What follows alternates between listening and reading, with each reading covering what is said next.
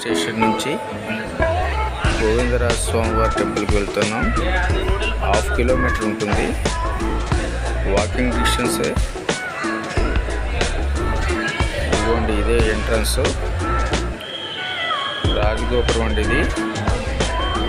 చూడండి, చాలా పెద్ద గోపురం. ఇక్కడ స్వామివారు శేషపాంతం మీద శ్రీదేవి భూదేవి సమేతంగా పై పడుకుని ఉంటారు. చూడండి, ఇవి చూడండి. ఇక్కడ లోపల కెమెరా ఎవరు లేదండి, ఫోటో పెడుతున్నాను. ఇదే ఫోటో.